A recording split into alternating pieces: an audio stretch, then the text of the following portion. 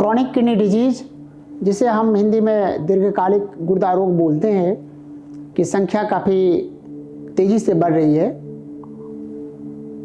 अभी का आंकड़ा बताता है कि हर 10 व्यक्तियों में से एक व्यक्ति को किसी न किसी प्रकार का गुर्दा रोग है, और ऐसा अनुमानित है कि 2040 तक इसकी संख्या 40% से ज़्यादा बढ़ने वाली है। इस रफ्तार से जो बढ़ती हुई बीमारी है, इसका इलाज करना मुश्किल होगा, काफ़ी खर्चीला होगा। तो हमारा सुझाव है कि हम इसके बचाव पक्ष की तरफ ध्यान दें। इससे के लिए जो प्रिवेंटिव एस्पेक्ट्स हैं उसको अपनाएं।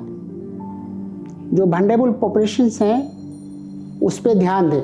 जो वल्नरेबल पॉपुलेशंस हैं, जो हमारे जो मरीज़ हैं जिनका एज 55-60 वर्ष से अधिक है, जिन्हें डायबिटीज़ है, जिन्हें ब्लड प्रेशर की तकलीफ़ है, जिनके फैमिली में गुर्दे की बीमारियों का इतिहास रहा है, जिन्हें बार बार स्टोन फॉर्मेशन होता है, जो ओबेज हैं, इन लोगों को ध्यान देने की ज़रूरत है। ये लोग वल्नरेबल पॉपुलेशंस होते हैं और इसमें जो गुर्दा का रोग हो जाए तो इसका प्रोग्रेशन भी फास्ट होता है। तो हमें इन वल्नरेबल पॉपुलेशन को, अगर गुर्दा से संबंधित अगर कोई रोग होता है तो उसे रोकथाम करना ज़्यादा ज़रूरी है। इसको हम कैसे पता करें? पता करने के लिए बहुत ही साधारण टेस्ट है कि ये जो वल्नरेबल पॉपुलेशन है, हर 6 महीने से 1 साल के बीच में एक अपनी रूटीन यूरिन का टेस्ट कराएं। उसमें प्रोटीन या लाल रक्त कण की संख्या देखें। अगर प्रोटीन आ रही हो तो गुर्दा रोग विशेषज्ञ से कंसल्ट करें। और सीरम क्रिएटिनिन की जांच कराएं, जो गुर्दे के फंक्शन का एक सबसे सरल तरीका है। इसकी जांच से आप आसानी से, अगर आपका सीरम क्रिएटिनिन की वैल्यू अगर थोड़ी भी बढ़ी हुई है तो हमें सचेत हो जाना चाहिए। इस वर्ष वर्ल्ड किडनी डे हर वर्ष की तरह मार्च महीने के सेकंड थर्सडे को मनाया जा रहा है। इस वर्ष का वर्ल्ड किडनी डे का थीम है हेल्थ फॉर ऑल, सबके लिए स्वास्थ्य। अनहोनी के लिए तैयारी की जाए और जो वल्नरेबल पॉपुलेशन है उनके लिए समर्थन जुटाएं। उसको वल्नरेबल पॉपुलेशन के लिए हम क्या कर सकते हैं, उसके लिए लोगों में जागरूकता लाएं। इसका मतलब यह है कि जैसे एक एग्जाम्पल है कि अर्थक्वेक जब आती है तो बहुत सारे लोगों को इंजरी होती है, मांसपेशियां क्रश हो जाती है और उससे जो पदार्थ मायोग्लोबिन निकलती है जो किडनी को खराब कर देती है। उसके बाद उसमें इन्फेक्शंस होते हैं, दर्द की दवाइयाँ पड़ती है, बहुत सारे कंट्रास्ट स्टडीज़ होते हैं। ये सब सारे गुर्दे को खराब करते हैं। ऐसी स्थिति में अचानक जो जगह है वहाँ पे जो डायलिसिस आदि की जो सुविधाएं रहती है वो भी डिस्टर्ब हो जाती है, क्योंकि बिजली का कनेक्शंस बंद हो जाता है, वाटर के सप्लाई बंद हो जाते हैं। तो हमें ऐसी स्थिति में हर प्रदेश में एक ऐसा सेल बने जो इस बात पे ध्यान दे कि हम जब ऐसी विपदा की स्थिति आती है तो वहाँ पर वो सेल रश करे और वहाँ के जो वल्नरेबल पॉपुलेशन है, जो उनको डायलिसिस की रिक्वायरमेंट है, तो वहाँ पे उसको सपोर्ट करें। उस समय हम बहुत सारे मरीजों का इससे जान बचा सकते हैं और यह भी देख सकते हैं कि किस मरीज को क्या ज़रूरत है। जैसे मैं एग्जाम्पल के लिए बताता हूँ, हमारे बहुत सारे पेशेंट्स पेरिटोनियल डायलिसिस पे होते हैं। पेरिटोनियल डायलिसिस वाले पेशेंट्स को सप्लाई डिस्टर्ब हो जाती है और वो डायलिसिस ना करें तो 2-3 दिनों के अंदर वो काफ़ी बीमार पड़ सकते हैं और उनकी डेथ भी हो सकती है। तो ये लाइफ सेविंग प्रोसेस होता है, इसमें हमें इन लोगों को बचाने की ज़रूरत होती है। ट्रांसप्लांट पेशेंट्स हैं, उसको मेडिसिन की सप्लाई बंद हो जाती है तो वो डिस्टर्ब हो जाती है। तो इस तरह से हमें इन वल्नरेबल पॉपुलेशंस के लिए जो हमारे जो समाज के लोग हैं, वो जो हमारे जो गुर्दा रोग विशेषज्ञ हैं, जो हमारे पैरामेडिक्स हैं, सारे मिलकर एक साथ उनको सहयोग के लिए आगे आएँ तो हम बहुत सारे पेशेंट्स की ज़िंदगी को बचा सकते हैं। धन्यवाद।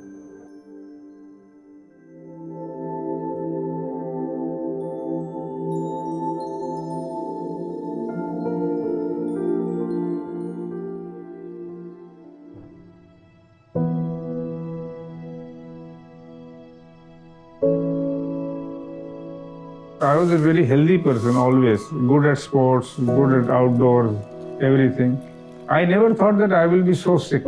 मुझको ESRD के बारे में कि मैं ESRD हूँ या CKD हूँ, ये मुझे जानकारी 2004 में हुई।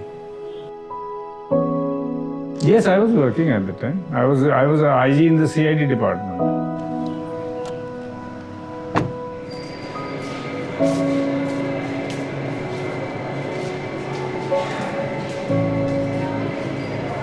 उस समय ऐसा लगता था कि एक डायलिसिस हो जाए या 2 डायलिसिस हो जाए हम ठीक हो जाएंगे। हमें ये आइडिया नहीं था कि ये लाइफ लॉन्ग है, तो वो समझने में थोड़ा टाइम लगा। डायलिसिस में ठीक है, हम लोग जाते थे, इनका डायलिसिस पहले 1 वीक, फिर 2 वीक, फिर 3 वीक हो गया, लेकिन कंडीशन इम्प्रूव नहीं हो रहा था। नौकरी बहुत अच्छे से कर रहे थे, लेकिन वो जो स्फूर्ति, वो जो खुशी, वो जो अंदर से एक वो होता है एनर्जी लेवल, कहीं ना कहीं दुख था अंदर।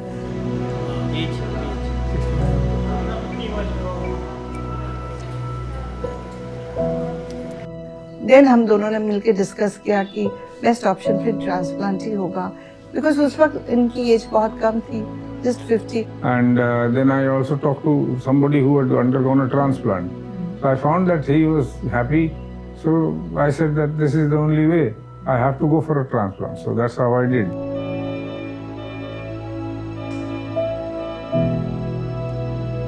After the transplant, the graft survived for about 8-9 years. Then I had a failure. First transplant didn't work. पहले तो एक शॉक लगा, फिर वो इमोशंस माइनस करके फिर प्रैक्टिकल हो गए हम। Gradually they put me on dialysis. I had decided in January, February of 2015 itself that I need to have a transplant, and I went for a transplant.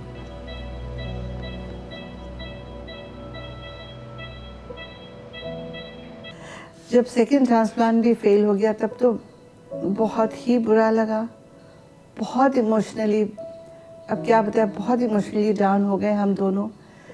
एक phase dialysis का हुआ, फिर transplant हुआ, फिर ठीक रहा 9 साल 10 साल, फिर फेलियर, फिर ट्रांसप्लांट, फिर फेलियर, फिर अब डायलिसिस, पता नहीं कितने साल डायलिसिस चलेगा।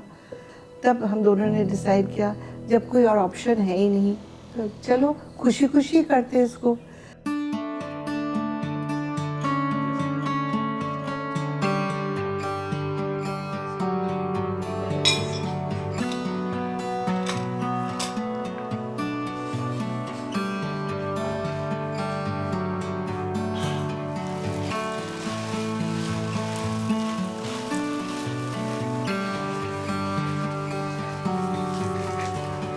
मेरी वाइफ ने, मेरी मदर इन लॉ ने, मेरी डॉटर्स ने इन्हें बहुत सपोर्ट किया, जिसके चलते कि मैं आज भी जीवित हूँ।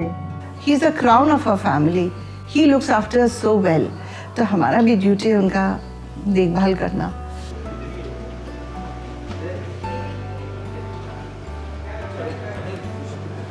जो डायलिसिस है उसमें थोड़ा दर्द तो होता है, थोड़ा कष्ट तो होता है, मगर इसका ये मतलब नहीं कि उस थोड़े कष्ट के चलते हम उसको छोड़ दें। वो एक ऐसा जरिया माश है जिसके चलते कि हम अच्छी तरह जी पा रहे हैं।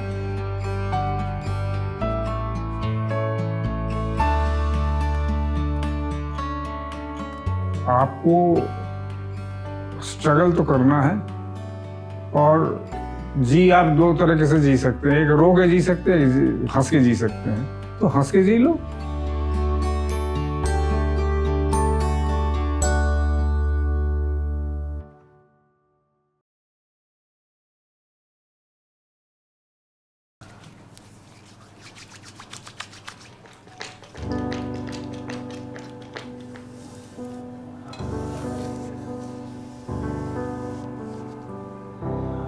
मैं तो हाउसवाइफ, शुरू से हाउसवाइफ रही हूँ, जॉब में नहीं थी। 2006 में मेरा किडनी का ये हुआ, डायग्नोसिस हुआ कि किडनी फेल्योर का।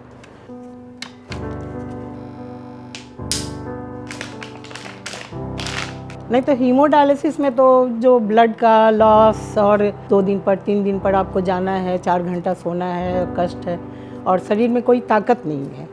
मतलब एक पेशेंट बनकर आप रह जाइए, बस यही था। घर में आओ, बेड पर लेट जाओ, सभी लगे हैं, कोई खाना खिला रहा है, कोई पानी पिला रहा है, बस यही, और कुछ नहीं था। लेकिन जब से CAPD पर आए, उसके बाद से लगा जैसे कि हम ही सबको पानी पिला रहे हैं। ये नौबत आ गया, मतलब पेशेंट नहीं लगा हमको। कि मेरे घर में मैं अपने पापा को भी देख चुकी हूँ, वो भी एक किडनी पेशेंट ही थे, तो वो भी थे कि अपना खुद डायलिसिस करते थे। तो इसलिए जब मेरा यहाँ ऑपरेशन हुआ ना, तो डॉक्टर आए कि आपके यहाँ से कौन आएगा, जो सिखाया जाता है कि CPD रूम में कि कौन क्लास करेगा, क्या करेगा। मैं खुद करूँगी क्लास। उस समय तो होता है ना कि हर 2 दिन पर मेरे हस्बैंड भी ड्यूटी पर थे, मेरा बेटा भी था, तो अब किसी को अपना काम छोड़कर जाना है, 4 घंटा वहाँ रहना है, तो सबके लिए प्रॉब्लम है। ये तो अभी है कि किसी को चिंता नहीं है, हम अपना काम खुद करते हैं। 14 साल से मैं डायलिसिस पर हूँ। वहीं बोले कि देखिए 2 बच्चों का जैसे आपने सेवा किया ना, उसी तरह अपने कैथेटर का सेवा कीजिए। तो मेरे पति उस समय में फ़ौज में थे, तो सोचे सब अकेले हम ही किए थे बच्चों का, तो चलो भाई इसका भी हम ही करते हैं। उनको छुट्टी दे दिए कि नहीं, ये काम खुद ही कर लेंगे। चुता है, चुती चुती भूख लगी, खा लो आओ मूंगफली, मूंगफली में दाना नहीं, मैं भी तुम्हारा मामा नहीं। अभी भी होता है, मेरा पोता है, दिन भर उसमें लगे रहते हैं। रात में अपने आप लगता है कि हाँ हमको ये काम है कि APD में जाना है, जुटना है। सुबह होते होते तो अगर पोता आ गया मेरे पास, तो वो कहेगा कि ये खोल कर सब दे दो, पाइप वाइप हमारे हाथ में। रात में ये 3 बजे पहले सोता था, तो 3 बजे मम्मी से नहीं संभलता था, तो मेरे पास हम अपना मशीन लगाए हुए हैं, उसको गोदी में झुला रहे हैं, कर रहे हैं। लेकिन उसका भी एक अलग इंजॉयमेंट है।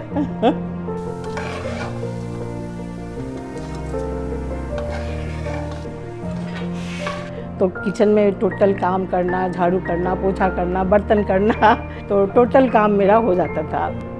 डाइट अगर सच पूछिए तो मेरा तो कोई भी ऐसा नहीं है कि नहीं खाते हैं। कि हम सब कुछ खाते हैं, लेकिन हम आपको नहीं कहेंगे कि आप भी खाइए, आप डॉक्टर से पूछ लीजिए।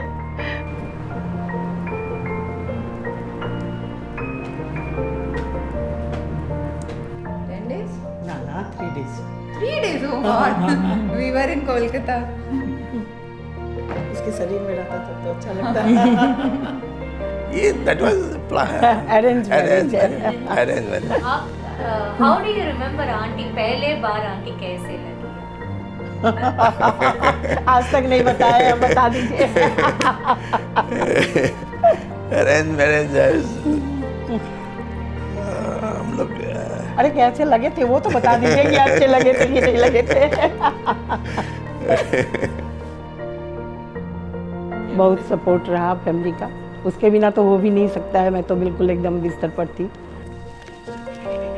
डायलिसिस वाले को तो यही कि सोचो ही नहीं कि हम पेशेंट हैं, नॉर्मल हैं, जैसे वो है वैसे ही हम हैं, जैसे आप हैं वैसे ही हम भी हैं। कोई ये नहीं है, अलग चीज़ दिख ही नहीं रहा होगा कि कोई अलग चीज़ है। ज़िंदगी तो जीना ही है, तो हंसते हुए जियो।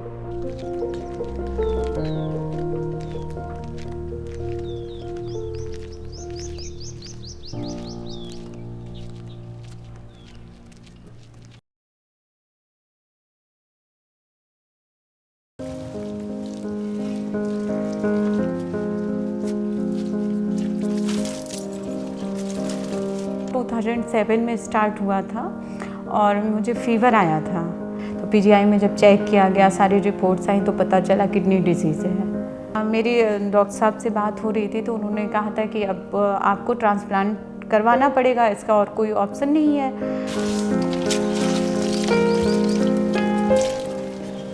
वृंदावनी विस्फुलिता पुष्पसारानंद। तो फिर मैंने 2018 में कैडिवर में रजिस्ट्रेशन अपना करा दिया था।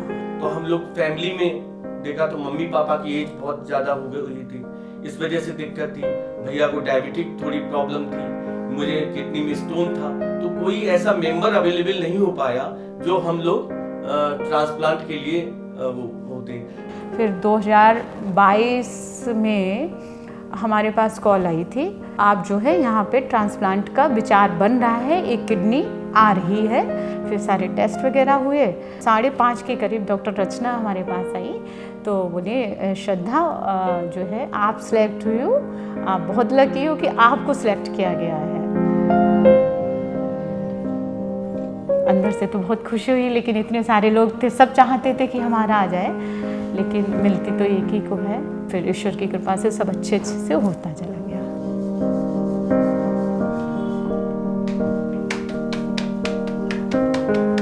हमारे घर में मेरे भाइयों ने बहुत सपोर्ट किया, बहुत ज़्यादा सपोर्ट किया। सब कुछ भैया लोगों ने किया, जैसे पिता करते हैं उनकी ये सामान पूरा किया है। मेष राशि है, अच्छा हाँ, चंद्रमा गुरु और शनि की युति है।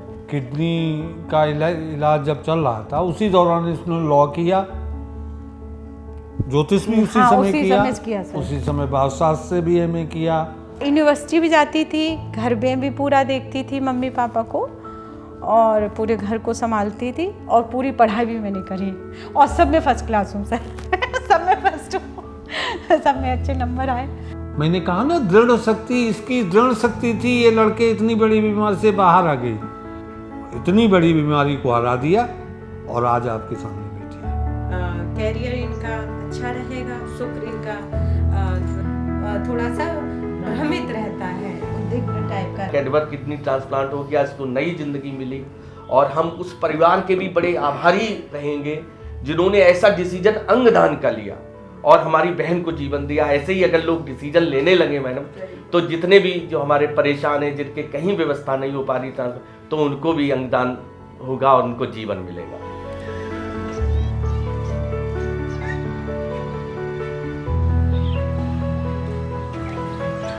हमारा तो आदमी कहने का मतलब गया ही, अब उससे किसी को दूसरे को फायदा हो जाए वो सबसे बढ़िया बात, अच्छी बात। कि अगर हमारे लड़का के रे जान से रे 10 लोग ठीक है, जीवित है, अच्छी बात है। सबसे बड़ा तो उपकार उसे करो। और का तो ऊपर वाले का पता नहीं विधि विधान कैसा है, हम तो नहीं जान सकते ना आप जान सकते।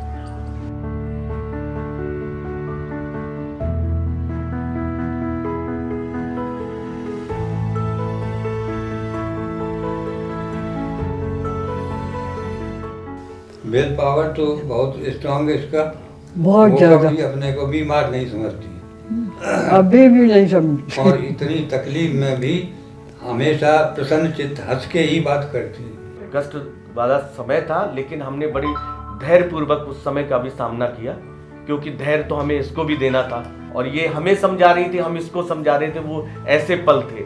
हमें अभी तक भी नहीं लगता है कि उनको कोई भी हेल्थ इशू है, वो इतनी स्ट्रेंथ देती हैं हम लोग को आज भी, कि हम लोग छोटे जब एग्ज़ाम्स होते हैं तो हम लोग को अंदर से लगता है कि हम कैसे फेस कर पाएंगे, लेकिन वो हमेशा हमको स्ट्रेंथ देती हैं कि तुम कर लोगे, और उन्हें देख के हमको लगता भी है कि हम कर लेंगे। When she came back from the transplant surgery and we were standing outside the patient's room, and she wasn't able to move her hand, but she gave a thumb up to us that we should be relaxed, that we should feel that she is comfortable.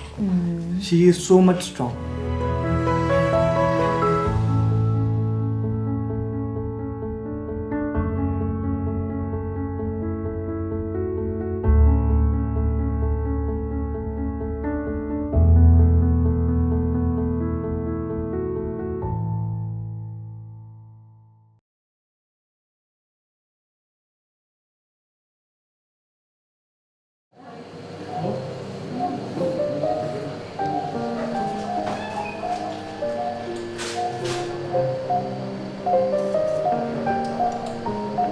Sir हम जब वहाँ पे पढ़ाई कर रहे थे सिवान में, तो थोड़ा सा पैर में सूजन आना शुरू हुआ, तो वहाँ पे हम लोकल डॉक्टर से दिखाए, तो वहाँ पे कुछ बहुत ज़्यादा इलाज हो नहीं पाया और उसकी बीमारी मतलब ख़त्म नहीं हो रही थी। उसके बाद अचानक फिर हमको कमजोरी महसूस होने लगा, चलते फिरते थे तो थक जाते थे, बैठना पड़ता था। और उस समय सर जांच हुआ तो हमारा क्रिएटिनिन लेवल बहुत ज़्यादा बढ़ गया था। तो हमको सर सलाह दिए कि लखनऊ चले जाओ पीजीआई में, वहाँ दिखा लो, वहाँ पे हो सकता है कि ट्रांसप्लांट तुम्हारा हो जाए। तो 24 दिसंबर को हम यहाँ पे आए 2011 में, और 6-7 महीना लगा सर जांच वाँच होने के बाद मेरी मम्मी को वो बनाया गया डोनर, और उसके बाद हमारा फर्स्ट ट्रांसप्लांट हुआ उस समय। 3-4 साल के बाद फिर हमको थोड़ा सा प्रोटीन आने लगा यूरिन में। मैडम बताई कि शरीर में तुम्हारे जो एंटीबॉडीज़ हैं वही पहले वाली जो दिक्कत आ रही थी तुमको, वही थोड़ी थोड़ी करके बढ़ रही है। तो फिर इनका जांच शुरू हुआ। ये अदर ग्रुप का किडनी है इनका, उसमें पता चला कि एंटीबॉडीज़ बहुत ज़्यादा है, एक दूसरे को हम लोग दे नहीं पाएंगे। सर बोले कि एक आदमी है जिसका लग रहा है कि तुम दोनों आदमी को एक दूसरे का बढ़िया मैच कर जाएगा। तो हम कहे कि सर बताइए। तो हम लोग उनसे मिले, तो वही बुलाए थे अपने ऑफिस में, हम लोगों को मिलवाए थे एक दूसरे से।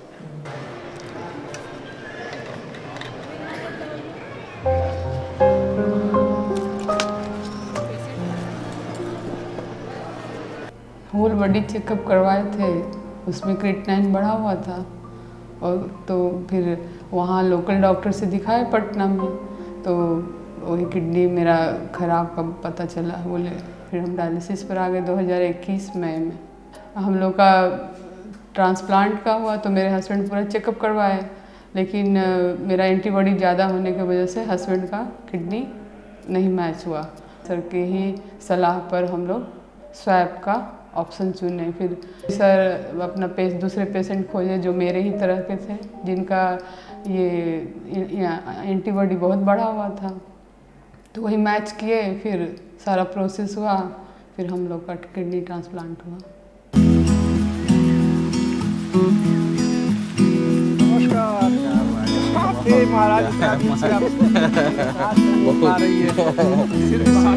उन लोगों का भी हम लोगों के प्रति व्यवहार बहुत अच्छा रहा। जब हम लोग डॉक्टर के माध्यम से मिले तो हम लोग एक दूसरे को बहुत ज़्यादा समझे पहचाने। उसके बाद हम लोग तो मतलब वो भी एक बार में ही कह दिए कि हाँ ठीक है, हम लोग एक दूसरे को दिया जाए, कोई परेशानी नहीं। हम भी तैयार हो गए। लगभग 6-7 महीने तक उनके साथ जांच वाँच चला, उसके बाद डन हो गया कि ट्रांसप्लांट होगा।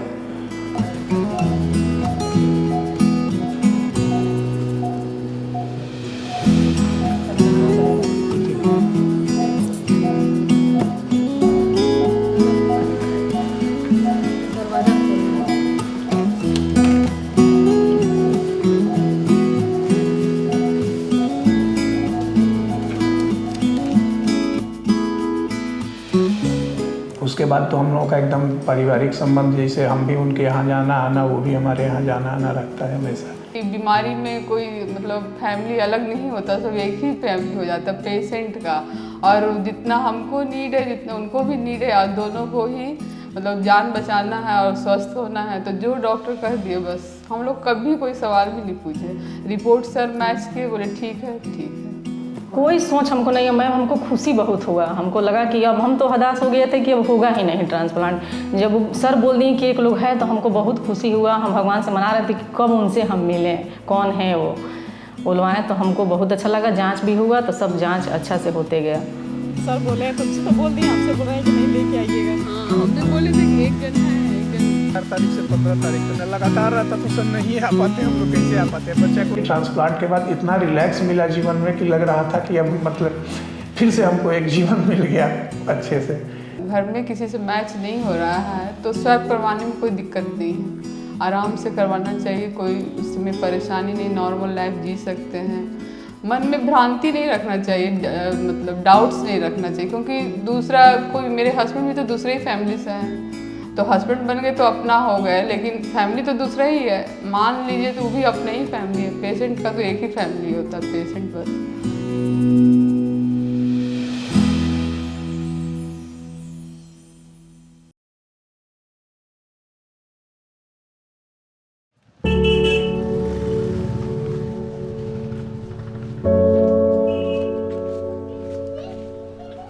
पहले तो मुझे बहुत थकान रहती थी, उसके बाद फीवर उतर ही नहीं रहा था और कंटिन्यू वोमिटिंग हो रही थी। उल्टियाँ मतलब इतनी ज़्यादा हो रही थी कि एक घूंट लिक्विड लेने पर भी मुझे वोमिटिंग हो जाती थी, तुरंत उल्टी हो जाती थी।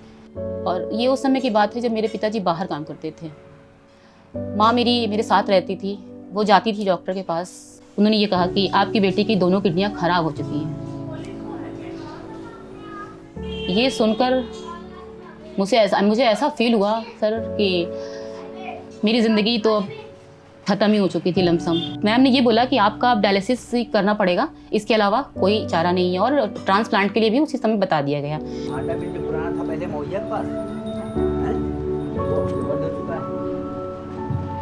मेरी मम्मी भी देने को तैयार थी, पापा भी देने को तैयार थे। दोनों का ब्लड सैंपल लिया गया और मम्मी का मेरे से मैच कर रहा था, तो मम्मी देने के लिए एग्री हो गई।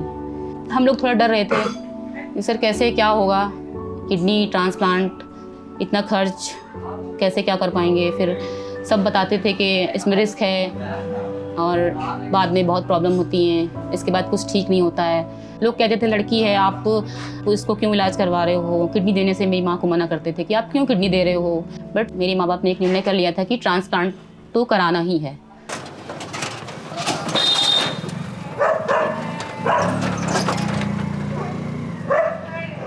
आपस में दोनों सलाह किया खूब कायदे से। तो मैंने कहा भाई अगर डर रही हो तो रहन छोड़ो, हटाओ। कहे नहीं पापा, हमारी बेटी है, वो जी जाए, हम लोग तो जी चुके। हमने जन्म दिया है, मेरा हक है पूरा, उसका हक मेरे ऊपर है, तो दूसरा क्यों, मैं खुद दे देंगी।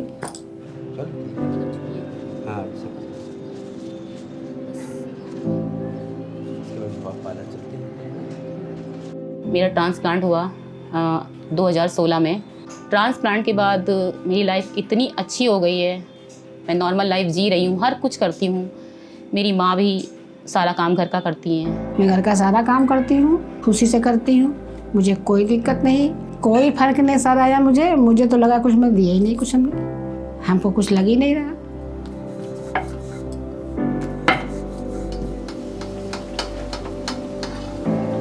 बस मैं आ रही हूँ, आपको बुलाती हूँ, ठीक है? ट्रांसप्लांट के बाद मुझे पानी पीने को मिला तो मुझे लगा कि सच में इतनी खुशी हो रही थी कि जिस पानी के लिए मैं तरस रही थी, एक घूंट पानी के लिए, मुझे इतना अच्छा फील हो रहा था, मेरे पास शब्द नहीं है उस पानी के लिए।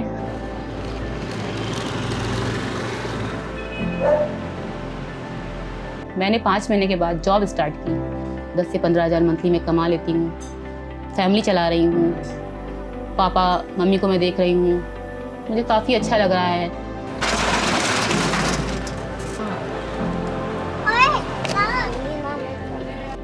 अब मैं पार्लर के पास ही रहता हूँ। इसके पास मैंने एक दुकान खोल रखी है, राजा बाजार में पान की दुकान खोल रखी है। तो इसको ये पता रहता है मेरे पापा मेरे पास है, तो कोई डर ही नहीं, मस्त रहती है।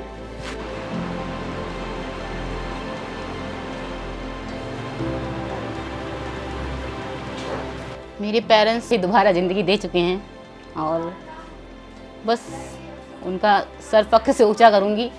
सब यही कहें कि हाँ, एक रचना थी या है जो इतना कर रही है, इतनी क्रिटिकल हालत से गुजरती हुई आने के बाद भी अपने पैरों पे स्टैंड है, वो इतना कुछ कर रही है। और मेरा ड्रीम तो बहुत ज़्यादा है। 10 साल पहले वाली रचना शायद एक बहन जी टाइप रचना थी और उसका कोई ड्रीम नहीं था। बस कुछ मैं बता नहीं सकती हूँ उस टाइम के बारे में। ये जो आज की लाइफ है वो मेरी बहुत अच्छी है, बहुत बेटर है। मुझे लगता है 10 साल वाली रचना नहीं थी, आज जो रचना है वो रियल में रचना है।